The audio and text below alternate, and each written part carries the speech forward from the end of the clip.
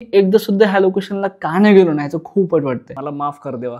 असं शिवलिंग मी पहिल्यांदाच बघतोय जिथून तुम्ही पूर्ण हम्पी बघू शकता.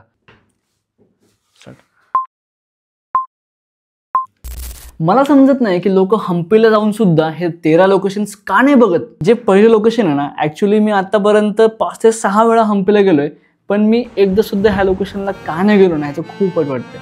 पहिलं लोकेशन आहे राम आणि सुग्रीव केव. तर ही केव एवढी भारी आहे ना, ते कसं खूपच सुंदर पेंटिंग केलंय कोणीतरी. तिथे राम, सुग्रीव, हनुमान आणि तुम्ही लिटरली त्या केव मध्ये इमॅजिन करू शकता की इथे राम बसले असतील, मे बी इथे सुग्रीव असतील आणि त्यांचं डिस्कशन या ठिकाणी झालं असेल आणि ते तुम्ही कुठेतरी फील करता. सेकंड लोकेशन जे आहे ना, खास करून आम्ही ते लोकेशन बघण्यासाठी आम्ही हम्पीला गेलो होतो. हे एक शिवलिंग आहे आणि असं शिवलिंग मी पहिल्यांदाच बघतोय. हे आहे कोटिलिंग.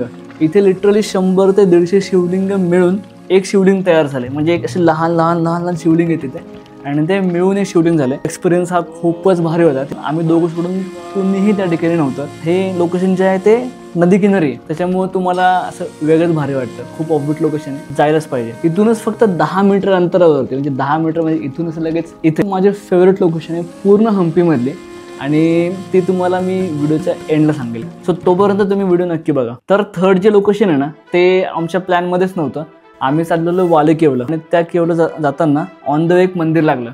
छोटंसं मंदिर आहे, खूपच भारी मंदिर आहे. त्या मंदिरातली जी मूर्ती आहे ना, ती मूर्ती बघून तुम्हाला खरंच भारी वाटेल. आणि तिथे जे पंडितजी आहेत ते आम्हाला म्हणतात की 5 मिनिटं थांबा, 5 मिनिटाने आपण देवीची आरती करणार आहे.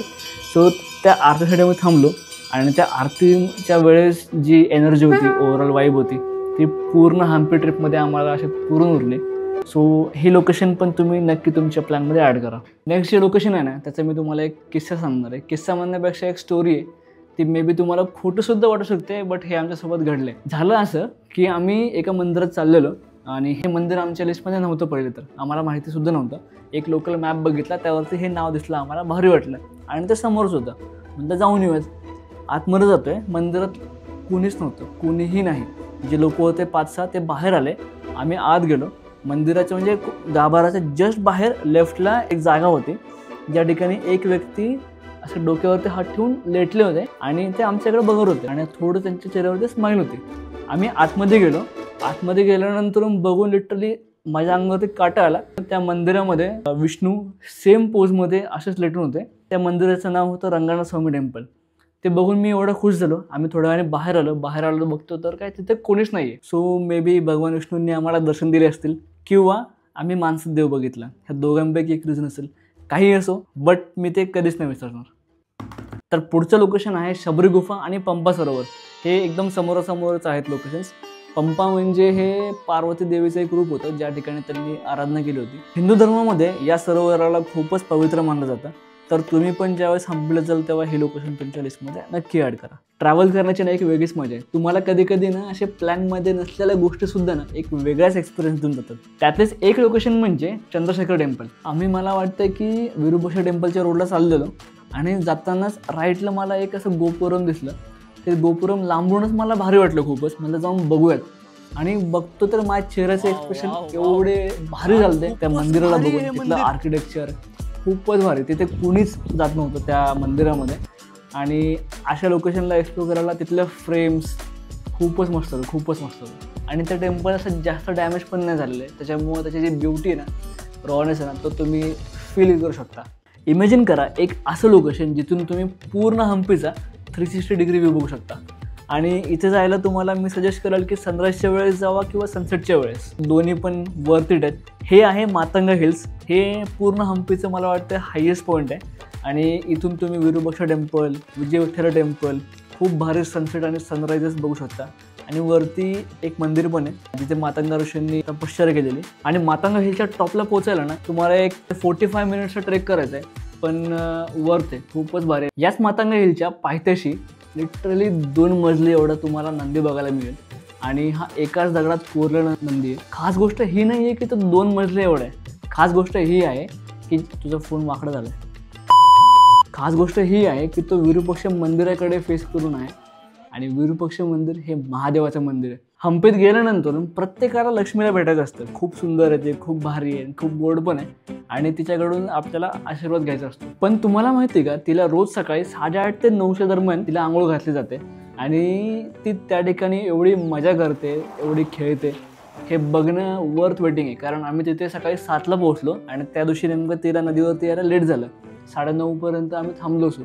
बट जेव्हा ती आली एकदम अशी राणीसारखी आली, आंघोळ केली, पाणी उडवते काय भारी, म्हणजे वर्थ वेटिंग आहे. हे सगळं विरूपाक्षा टेम्पलच्या एक्झॅक्ट बॅक साईडला होतं. सो तिथे जाणं विसरू नका. हम्पीमध्ये अंडररेटेड जर काय कोणती लोकेशन असेल ना तर ती आहे अच्युतराय टेम्पल. खूप मोठं मंदिर आहे. सेम टू सेम मला तर ते आणि विजय विठ्ठल टेम्पल ऑलमोस्ट सेम वाटतं. एक स्टोन चॅरेट सोडलं ना, जो नवीन चालला ना माणूस, तो फरक पण सांगू शकणार नाही. खूप भारी मंदिर आहे. जय हनुमान, मला माफ कर देवा.